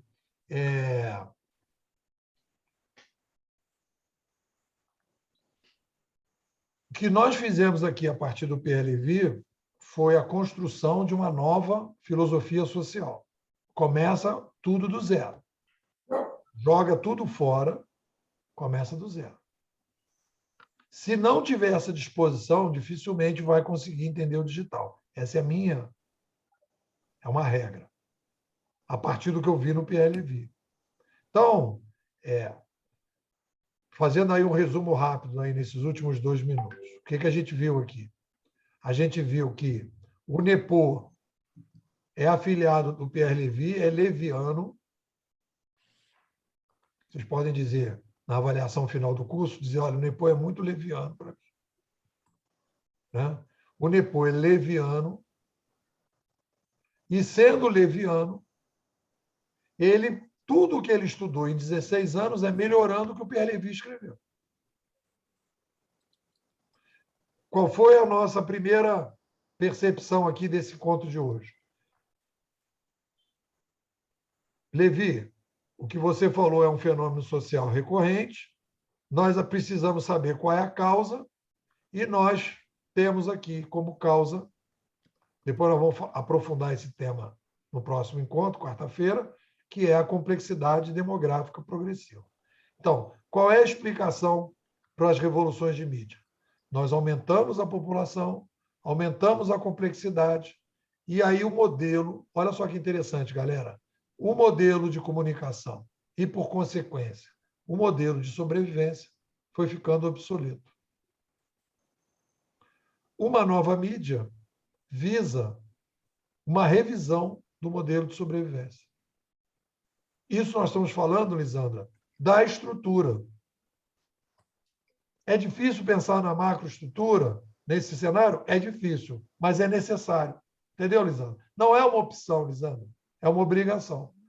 A não ser que você diga, eu não quero entender esse mundo digital. Tudo bem. Mas está fazendo um curso de futurismo competitivo, você vai ter que ouvir isso. Vai dizer, olha, tem que ir para a macro-história e tem que ir para o geral. Uhum. Ok, galera? Professor, só um ponto que eu fiquei agora. Fala. Quem seria o novo Gutenberg? O Gutenberg é o nosso...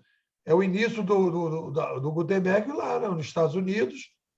Nós tivemos a Guerra Fria, se criou a internet e se dividiu ali para poder, se cair uma bomba de um lado, não prejudicar o outro, e aí se criou uma rede descentralizada. E dali para frente começou. Então, Gutenberg é lá, os militares americanos. Se você quiser uma coisa prévia, porque os computadores já existiam, né? O que faltava era a rede. Você pode até dizer que, então, os computadores foram pré-Gutenberg e a rede mesmo começa nos Estados Unidos, os militares. É o início ali da internet, em que eles vão criar as redes descentralizadas, e aí aquilo ali vai criando a possibilidade do que a gente tem hoje. Porque enquanto os computadores estavam isolados, não era ainda o que é hoje, né? Aí depois tem os celulares e tal. São várias camadas. A gente vai falar mais. É isso aí, galera. Bom fim de semana para todos. Quarta-feira tem mais. Obrigada, Quarta-feira, professor. quarta-feira o link é outro. Hoje eu me enganei. Peço desculpa. Um link para cada dia. Tá certo. Valeu, Bom fim de pessoal. semana, gente. Bom fim de semana. Um Tchau. abraço. Bom fim de semana. Tchau, tchau. Tchau.